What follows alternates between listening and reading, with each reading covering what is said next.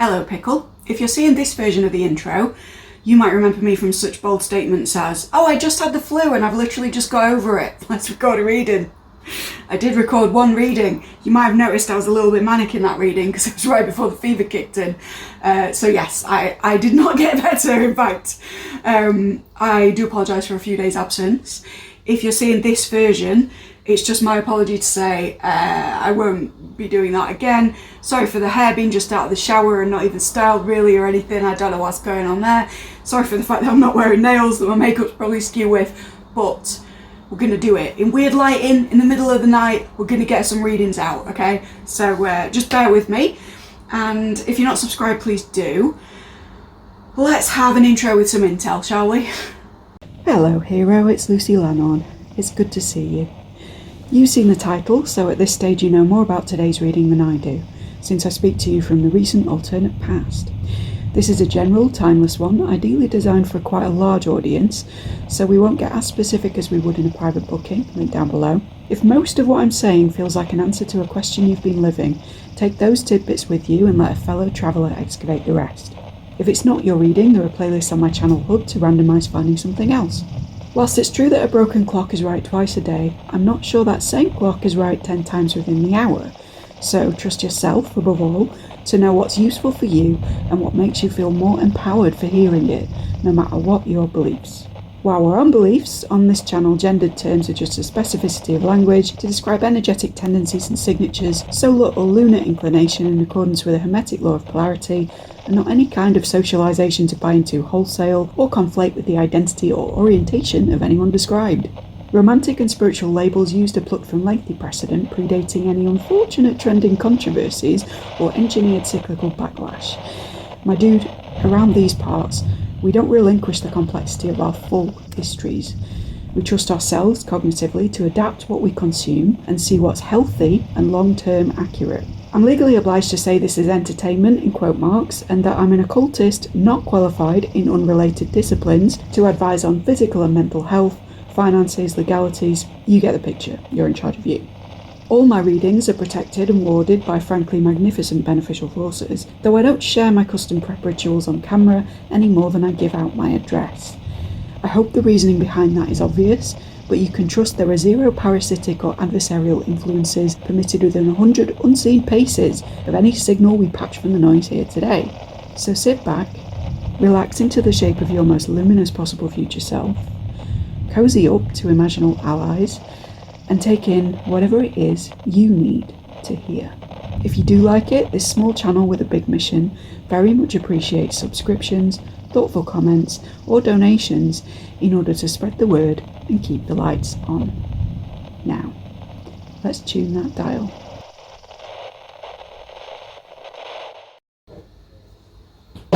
Alright, so your word was cyclical. You are recording? Yeah, you are recording. I've been told to start this with the colour cards because a few of them fell out and scattered across the floor. I don't know whether you saw that. But they want to be the sort of... Yeah, I think that's all we need from that deck. This is the Sacred Cycles. Secret Language of Colour cards, which are not the same as my DIY colour deck that I use for colour readings. But these are useful in a different way, so we'll do that. We're telling a story with the colours first, then we're picking a This Day I Am card, and then we're going in with the smith-waite tarot. Okay, so we've got lemon, scarlet, green, and chocolate. Interesting that all of those will have appeared slightly differently to you, depending on which lighting from the coloured lights was happening at that point. And I think that will tell you extra stuff if you've had colour readings with me before, or you know your colour season and you're very into interpretations of like warmer, cooler, lighter, darker, etc. There is extra information if you skip back past that bit and go, what kind of lemon was it? What kind of green was it? What kind of scarlet was it? Did it look like a different colour? Chocolate also is a colour that we've had before recently in another reading. I can't remember which one, but if you search my channel for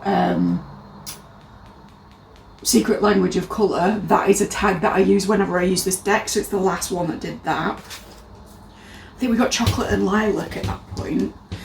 Now I've not got the book, and it would take forever to go through the book to read the meanings of all of these anyway, but the meanings under for this deck, and again I don't always agree with this, are access innovative thinking, attract success, which I couldn't see in this light, which is interesting. Like, really? Attract what? Revitalise your nervous system and nourish your body and soul. These all sound like things we want to do. They also all sound like commands to me. Let's go into how I would interpret colour instead. Oh, you've kind of got all of the elements here. That's interesting. So innovative thinking in yellow is very air-coded, right? Scarlet and attract success is very fire. Green and revitalise the nervous system. Well, it's green, so it's quite earthy. And that is something that I think of when I think of planet Earth, and sort of balancing systems is a very earth and pentacles-y thing. And then chocolate, unbelievably, would come underwater. I think of the kind of troll witch stuff from Brian Froud, where it's like stone, bone, feather and sticks or something for the suits.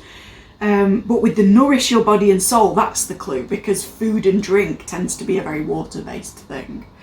So yeah, we have all the elements present. We're very balanced, kind of. And then we've got a literal card of rebalancing the system. We've got something about energy here with the scarlet, but it can also be an alarm call. Chocolate, I think about grounding, but it's kind of after the rebalancing. Now lemon. Lemon is the initial out of balance. Lemon is the first madness, is what I want to say. This is cyclical for you. That's what it is. That's why the word's cyclical. Okay, right, I've got it. If this is for you, you might be a person who... You can't see my undies, can you? Sorry, I've got boxes of underwear over this end. I'm just terrified that the camera will tilt. And you'll see all of my unmentionables in various colours. Yeah, so lemon, thinking. I don't know whether you saw the colour readings that I did bloody years ago when the channel was still fledgling and I looked very different. But I spoke for a long time about how yellow is connected with ideas, but also therefore with madness and with instability in terms of mental health, or with neurodivergence, or with kind of ideas infiltrating in, which are cultural ideas rather than personal ideas, which you can see as kind of mind virus or contagion. That can be really positive in terms of it being like hierophantic cultural tradition stuff. It can also be really negative in terms of like yellow king type mechanisms and cognito hazards even, or kind of fear breeding, false flag type stuff. There's all sorts in lemon. It's a really interesting colour to me. I would not just say access innovative thinking for this card. I would say, oh, lemon, that's a real can of things, isn't it? There's a lot going on there. I mean, it's fantastically mercurial, and it is about communication and swords in the tarot. But also it can be a lot about miscommunication or misunderstanding, or particularly with lemon, I think, obsessive rumination over a particular thing, which might lead to a state where, although you've got that yellow and that sword's clarity in terms of the hermetic understanding of the colours, or the ceremonial rather than hermetic, if we're being real, you've also got this kind of yellow wallpaper stuff creeping in that is thinking on it so much, and perhaps in a system of confinement. I meant to say place of confinement, but perhaps in a systemic confinement even, in terms of class strata and all the rest of it, where you're going over and over and over and over it, and therefore there's something obscured. So it's swords clarity, it's the air, it's Mercury and Raphael and all the other good stuff, but it's also like not being able to see all of that because things are intellectually noisy, right? So then that makes me think that if you're going from that into a card which can be energy bursts, but it can also be alarm systems and warnings and kind of like you're seeing red first in the spectrum because something's up, right? You know, it's no coincidence that that blood is red, and red is kind of the first colour that people see for one or the other spectral reasons. In that, like, if you see the sight of blood on the horizon in the distance, probably you don't want to go there, just at like a survival level. If there's like a Tarantino style spray, perhaps take a different road. And it's a very silly example, but it's that sort of thing of like, yes, red is ancestry, it's deep work, it's lifeblood, it's passion, it's success, it's fiery impetus, and it literally energizes people who look at it. It's, you know, scientifically it perks people up and gives them a boost. But also it's that red rag to a bull, and also it's that warning system, and also it's the thing you see first, because maybe if you didn't see it, it might not be so grand. So we're moving from that like intellectual cloudiness, or that intellectual cloudiness is probably the wrong term, it more like ideological cloudiness, that's what I was going for, over into, I feel very manic about this, but is it a good thing? And maybe getting like a burst of energy to get out of that lemon thinking, right? Or overthinking. Into the space of green, which always for me is like, relax. It's kind of like, oh, okay, we're safe in the woodland now. It's very,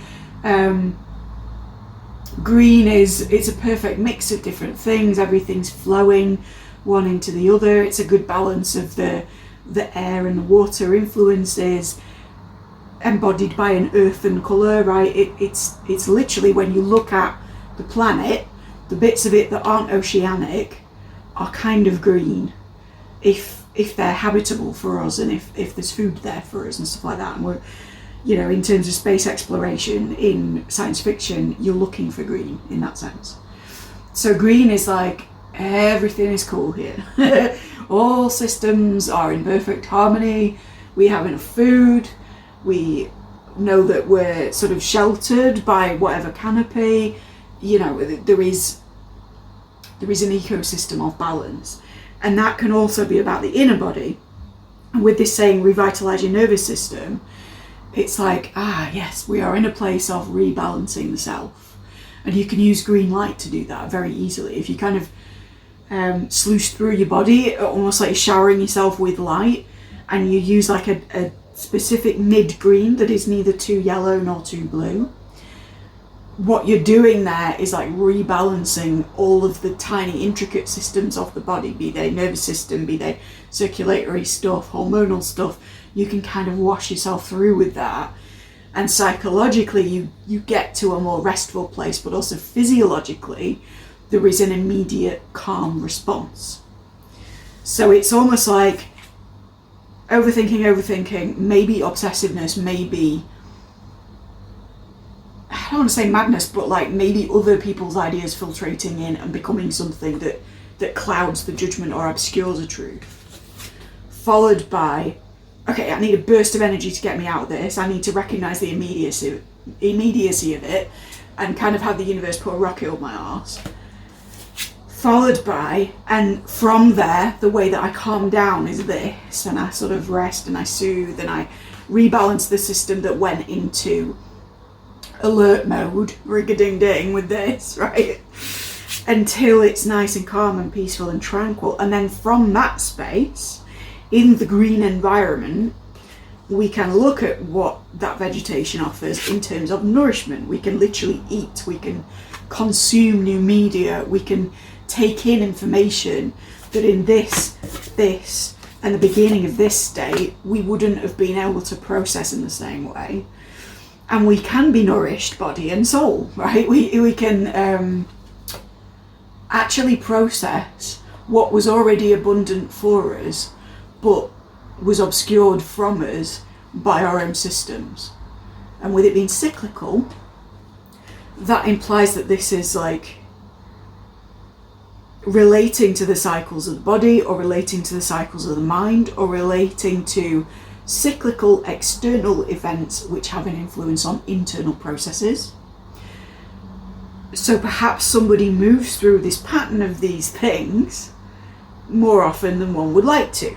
I can't relate, right? And it's just addressing like why that is cyclical, what the pattern interrupt is, and how we can help ourselves there without just constantly cycling between these things. Because really, I mean, it's the sort of thing that you look at in terms of pattern interrupt with things like CBT. And I almost don't want to say that because so many of you will groan and be like, that stuff wasn't necessarily helpful for this kind of extremity of stuff. And I get that, because sometimes it is, sometimes it isn't, and it really depends on circumstance. But there is a sense here of like thoughts, physiological response, feelings, and calming the self down, and then behaviours, right? And it can also be seen that way, but I kind of prefer my version. So let's see with your This Day I Am, which I'm told to take the top one. This day I am learning something new. Discover a skill or subject that inspires you, expand your mind and find motivation through acquiring skills and knowledge. This is meant to be expansive, not hiding. What's the word? It's meant to be an explorative stimulus, not one that obscures the truth of the thing. And if it did help you to explore, you would then feel inspired, which is the fire in the light energy, right? And then you would find that red motivation, and then you would be able to acquire skills and knowledge by coming to this restfulness and nourishing the body and soul. So again, it's sort of backing up, really. Maybe they're learning something new as well for some of you. I don't want to be like arrogant and kind of like a dick with this, but maybe it's that you are learning that this is your pattern in a different way. Or learning is a wrong word, but maybe there is an acknowledgement in you hearing this reading that that is what the pattern is, and that you haven't developed a pattern interrupt because you haven't quite been conscious of it happening in 4 stages before, and you're realizing now like this is a cyclical thing. I want to say at this point, if you didn't watch the intro, I'm not a qualified mental health practitioner. I'm not somebody who can advise on physical or mental health at all. So all of this stuff is speculation, and all of it is like use at your discretion. What I will say is that if you are recognizing this process that I'm describing as being a regular thing for you, you might want to seek outside help with your mental health, whatever form that takes for you. So for some it will be that CBT training, for others it will be counselling, for others still it will be like full psychotherapy, or, you know, at the most extreme end for some of you it will be being in a facility that allows you to have this green space, this space of restoration, in order that you can pattern interrupt the cycle and become nourished and inspired by your environment again.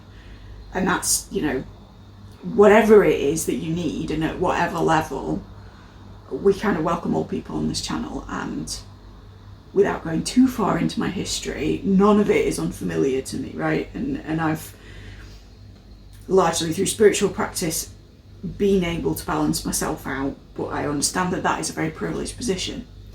So no judgment is what I'm trying to get at with that. And also to like adapt the reading as you see fit, because it is a general reading for a large audience, and if you're wanting more specific intel, the best way to get that is to book with me. But again, I wouldn't do that for health readings because I'm not qualified to give them. This day I am putting others first. So we have more information about this lemon end. I wanted to say lemon grab, so some of you may be Adventure Time fans or may see some of Lemon Grab's characteristics in oneself from time to time. Okay, do something nice for someone else. It could be as simple as writing a positive review about something you enjoyed. That's giving less of like, do this straightforwardly. I mean, it's always a nice thing to do. But what that's telling me in a way is that this whole pattern interrupt is, not pattern interrupt, this whole cyclical process is very self-focused. And I'm not conflating that with selfish. I'm saying that all of these different steps, it's really difficult to like be conscious of the world outside yourself while any of these is going on, right?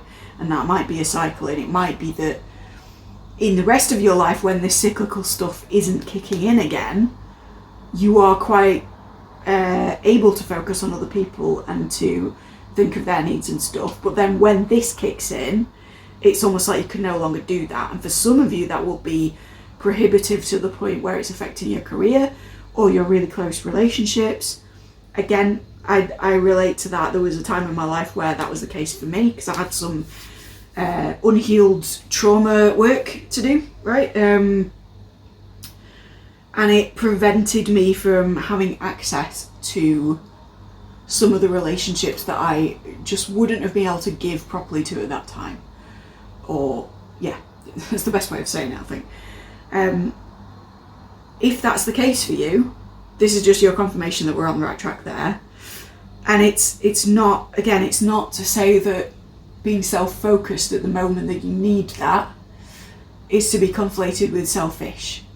I think this is Spirit wanting you to like release shame around, maybe sometimes in a cyclical way, you can't quite see beyond the moment that you're in to caretake other people, is what I want to say, or put other people first over managing this stuff, because it's so immediate. And again, wherever we get bright reds like this, there is an immediacy, right? So I think if you've given yourself a hard time because you're like, you know, other people in my community or just sort of in general seem to be engaging with others a lot more or contributing a lot more societally or financially or whatever it is, why can't I be like them? This is your feedback to say, well, the reason that you can't chuck your egg is because you're in a cyclical thing that is demanding all of your energy. And the movement from lemon to scarlet tells me that by itself. This is like all that you've got to give goes into this process of just calming yourself back down again and getting to the point where you can absorb stuff from the outside world again in a way that is healthful and fulfilling instead of damaging. Because while you're in this kind of fight or flight of this first part of it, the stuff that would inspire you is just going to trigger you, right? I know when I've been in my worst spots, like normally I love the arts, right? I go to galleries, I take in films all the time, constantly reading, just anything to do with storytelling and like passing on emotions in an interesting, creative way. I'm there, right? But when I'm in a not great place, literally any of that I avoid, because if there's a story about something that I'm struggling with and it comes up as a surprise element, I can't deal with it. Or if there's an emotion that comes through in an art piece that is resonant with something I've been experiencing and felt overwhelmed by, I'm like even more overwhelmed. Or, you know, like, you can see where I'm going with this, but it's like, I know that those things, whilst they would be an inspiration to me in a positive mode, can be detrimental when I'm in this kind of an area, right? And I think that's also something that's been said here, is like, yes, it's great to put others first, and yes, you know, you are a person who can do that, but if you are in this cycle, and it might not be even that you're there now, but it might be that it comes and goes, right? While you're in it, it can be really quite difficult to think about anything but avoiding those triggers and I want to say like isolating, so that you don't have to come up against stuff that might trigger you off, or even so that you don't have to re-experience some stuff that you used to find inspirational and come back to it and find it to be a negative thing, because that could be, excuse me, that can be quite devastating. If I hiccup, by the way, it's just confirmation at my end. Yeah, so it's like I think the mental health advice that I've heard would be to not self-isolate at all. But if you've been finding that you do isolate because you don't want to come across things that would overstimulate you or overwhelm you, this is an acknowledgement that that's not a selfish act, it's an act of survival, right? And I'm really sorry if that is you, or if that's been you, because it's difficult, it's horrible. But you can be revitalised, you can be nourished.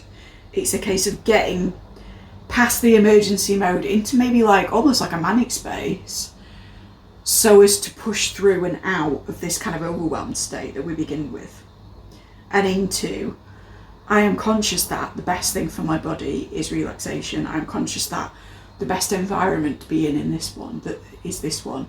The best people to be around are these people. And there I can relax, and within that I can find sanctuary and restabilize myself, come back into balance with that green. Or use green light if you need to. So what does the tarot have to say? What else do we need to know about this?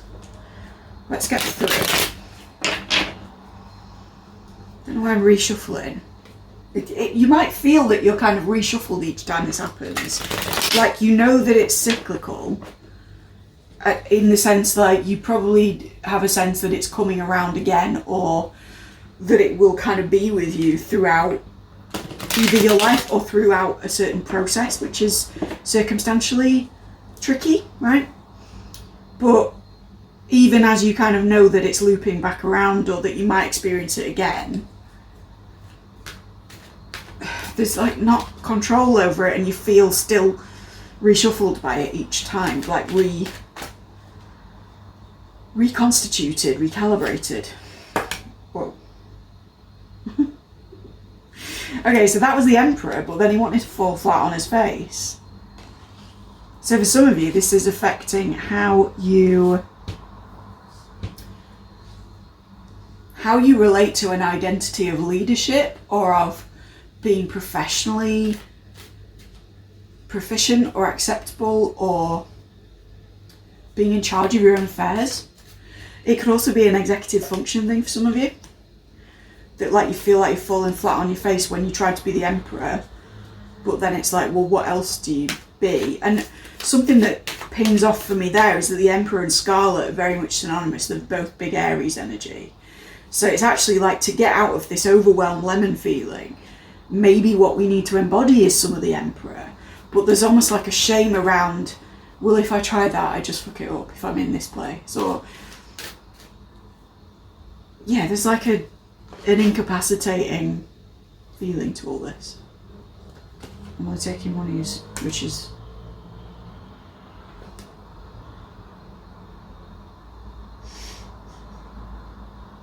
yeah.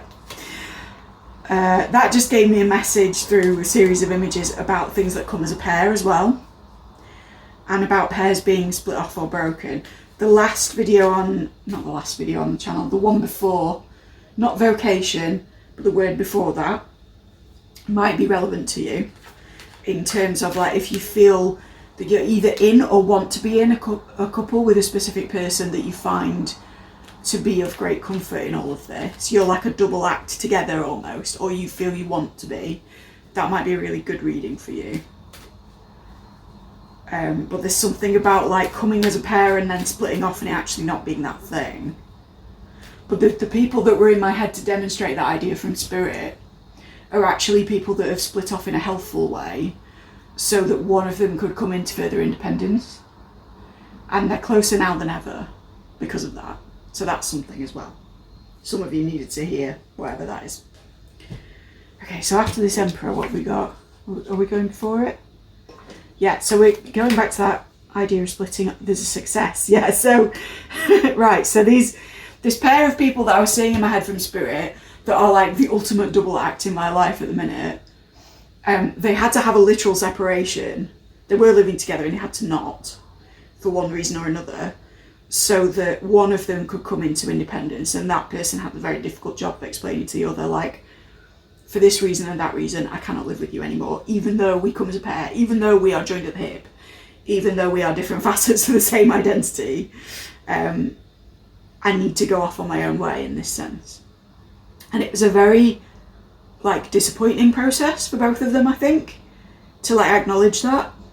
And then there was some time before I saw either of them. And then when I saw them again, they were back in business, but they were still living separately. It's just that they'd both, like, the person that had the idea to, like, split off felt better because they had that independence that they'd wanted and that ability to do these things that were a big factor for them at that time.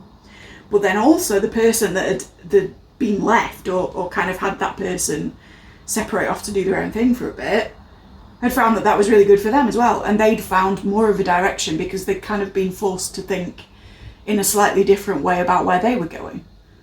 It was like a tower moment for them that was really developmentally great, and as a result, when I saw them, it was difficult to speak to either one of them on their own because they were just like firing off again, just being the double act that they are. It was great, and lovely to see. And I think that that's, you know, if there's a relationship that you have to like take some space from, or someone else does, or you have to be in a different location for a little bit, or you know, maybe like you've got a best friend that's moving, or you're moving, or even just like you have to go away with your family for a couple of weeks to get to this green space or whatever, I think that's going to be a really positive process because you've got this card of absolute success.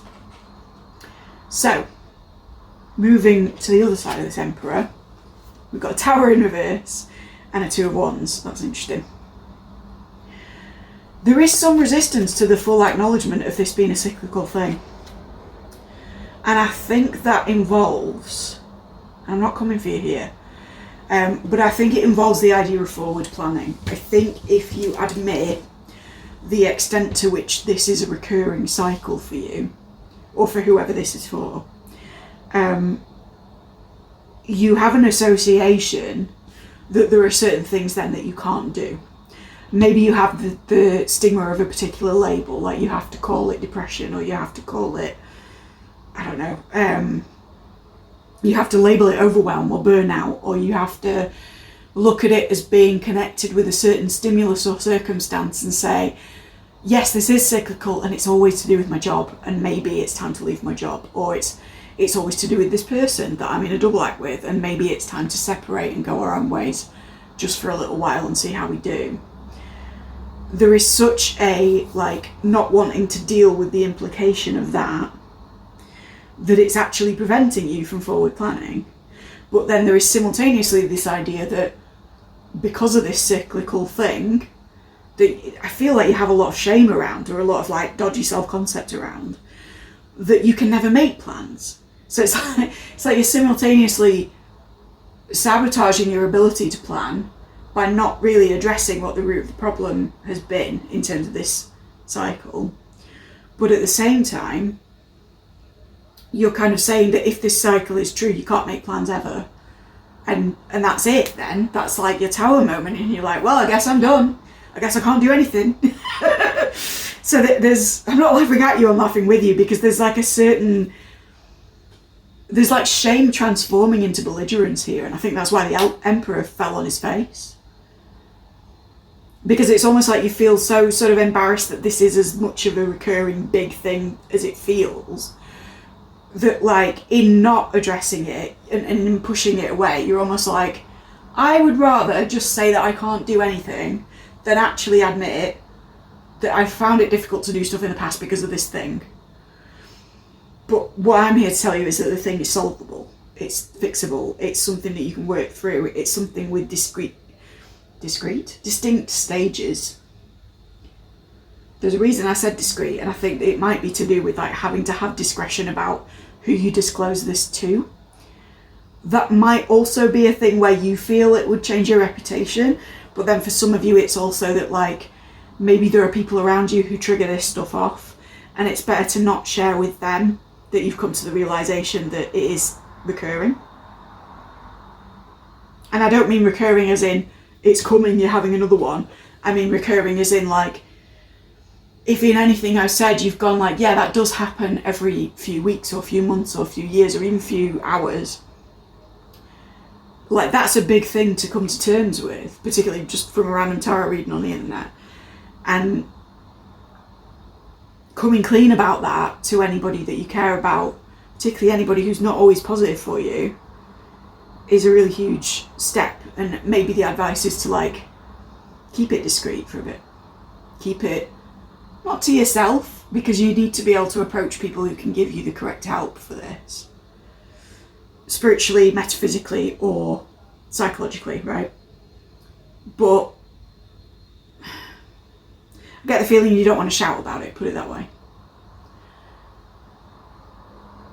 And I think as well, like the opinions of other people who don't directly have the sole objective of my role in your life is to help you fix this so that you can get back on your feet. Like anybody that isn't that, there's mixed messages here about like whether you are inhibited from doing something in terms of forward planning, whether it is your fault, whether it's not, whether it's something that you need to ignore and then you can just get on with it, right? Or whether it's something that actually is a really big problem, and if you addressed it, there wouldn't be the delays in your life that you're experiencing that maybe perpetuate some of this rumination involved with it.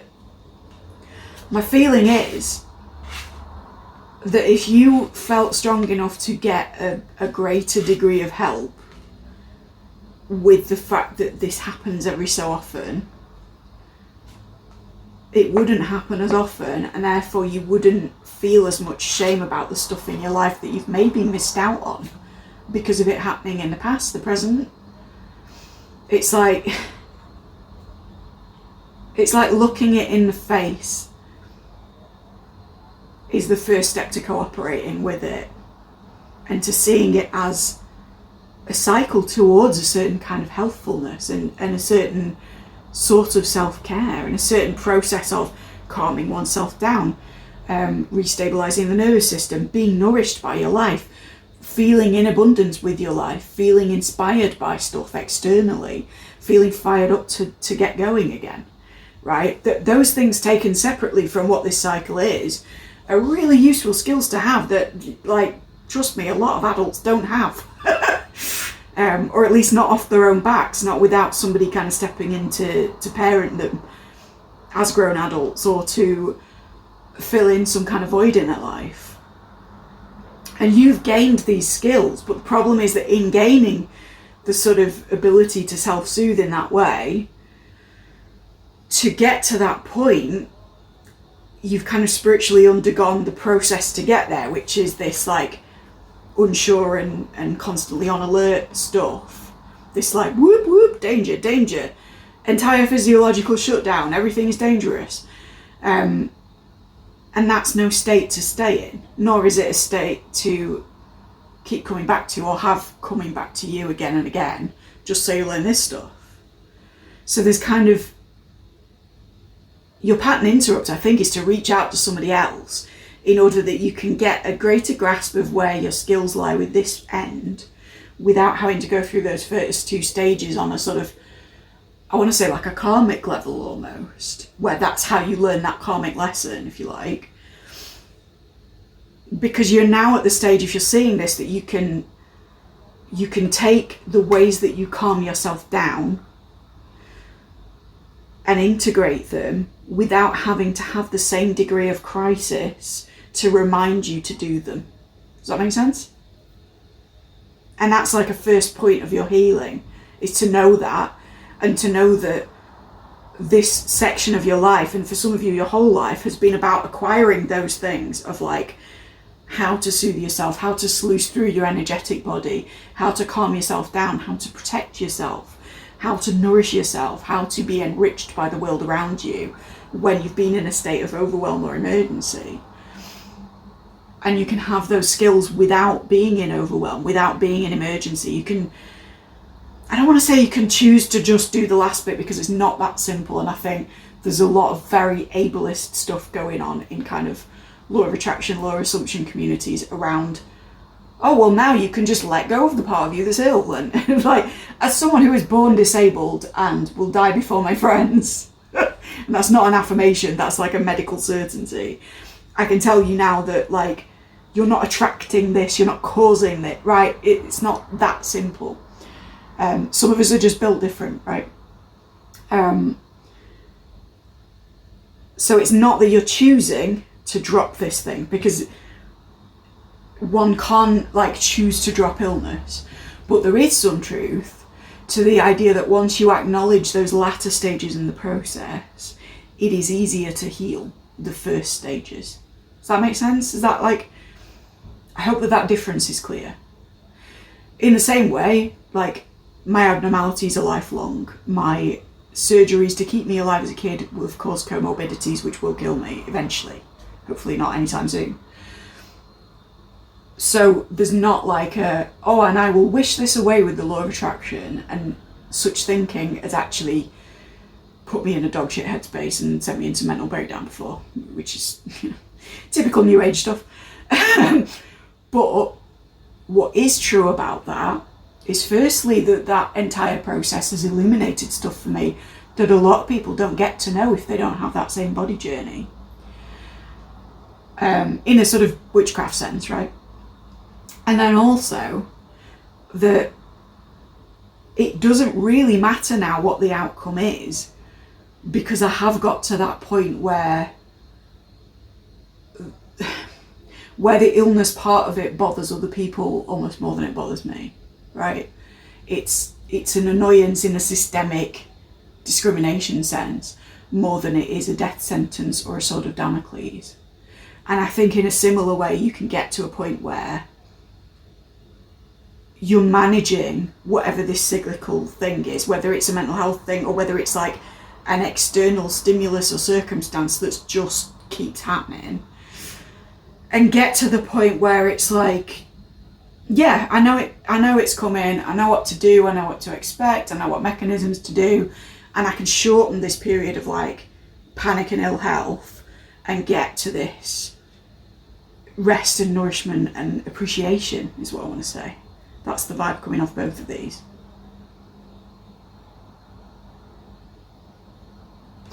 Final card. Four of Wands reversed. I think this has been very destabilising for you. And I think it's important that I just sit with you on that and acknowledge it, and that it's crap, right? And with this success card looking over the whole spread to that four reversed, and it being like an echo of the suit but looking in a different direction, I get the feeling that maybe you've watched people have stabilities and opportunities and celebrations that you haven't felt that you can access because of this looping.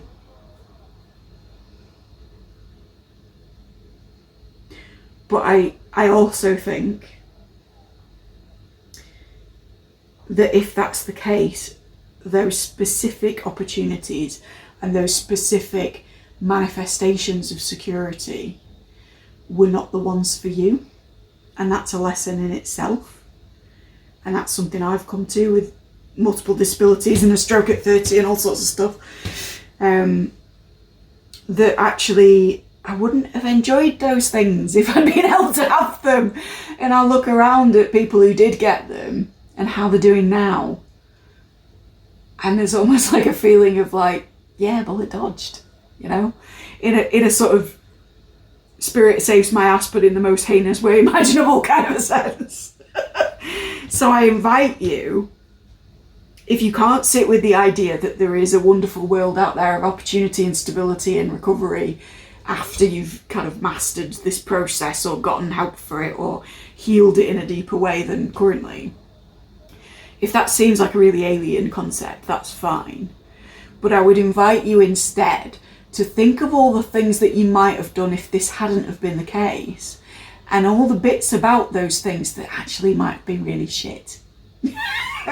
So if you didn't get the high-flying job because your mental health went through a patch that wasn't great, I want you to view the person who did get that high-flying job as living the most miserable, like American Psycho style life you can possibly imagine, and being just emotionally dead on every level and utterly bored and burnt out and not actually wanting to pursue it anymore, or being really unfulfilled in every other aspect of the life because all they do is work, or whatever works for you, babes. But I want you to really think about like the downsides of what would have happened if you'd got what you wanted at the time before this cyclical thing came in to sweep that off the board, right? Again, if this is like marriage or childbearing or something like that you didn't get the opportunity to do, hard relate, right?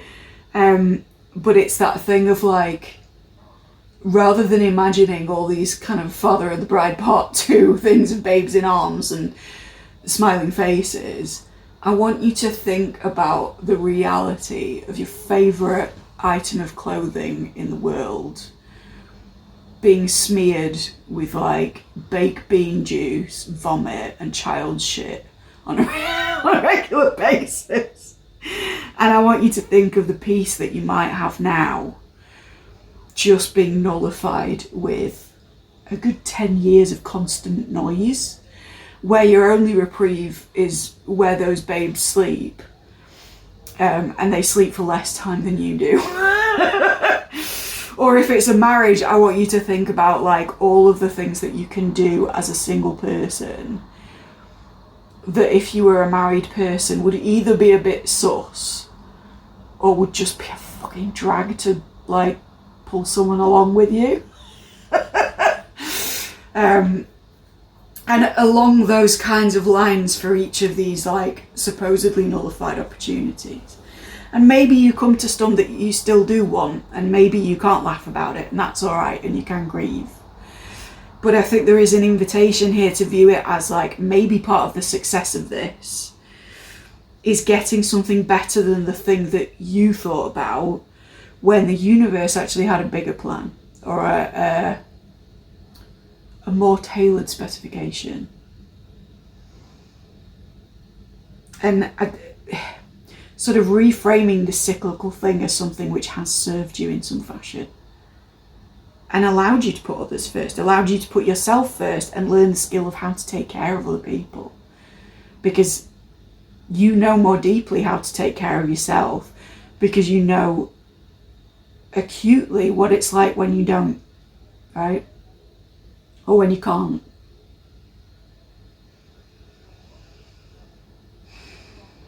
And I do think you need to reach out and seek a more comprehensive form of healing so that you're more consistently in this last two stages. And again, that can take any form you want, and I'm not a medical professional.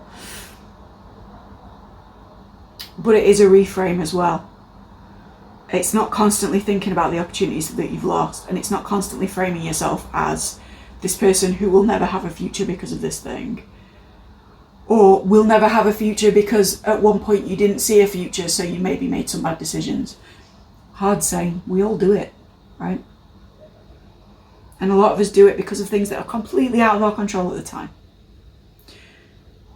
But the way to see that is to look at the opportunities that you've had, that you would never have had if you'd gone down that road without the sabotage.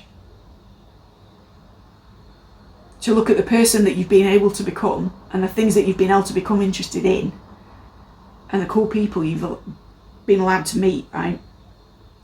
That would never have been there if you hadn't have supposedly fucked up that one thing, or that 5 things, or that 10 things.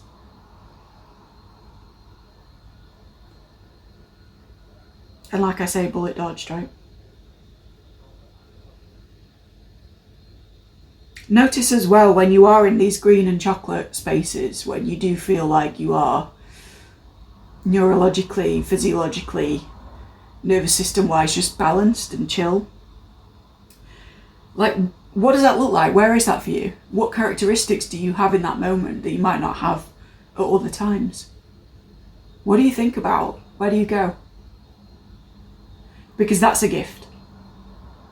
And it's not something anyone else is really mining for, because they're so in all this surface stuff that you probably would have been working towards before it kicked in, that they don't have space to just contemplate where they go when they have to sink into their heart space and calm their body down. What memories are there? What friends are there? What films are there? What, you know. A lot of people don't think about that stuff unless they're in crisis. And a lot of people don't reach crisis for a lot of their lifespan. And if you have some resentment about that, I get it. But nobody's entitled to get to anything slower or faster than anyone else. And what you have gained is the version of you that can soothe yourself by dwelling in a certain idea. And that idea is something that no circumstance can get to.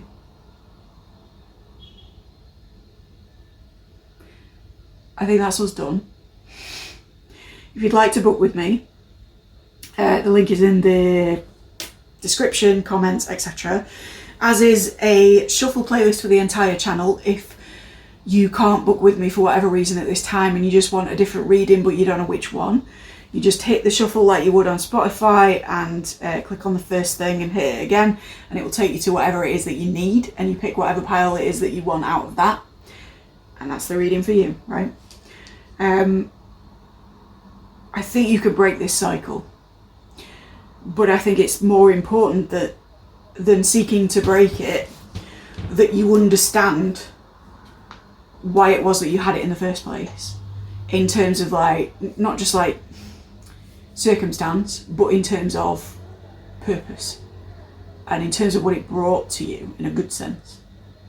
And that's a really difficult thing to think about, but that's your homework. See you next time.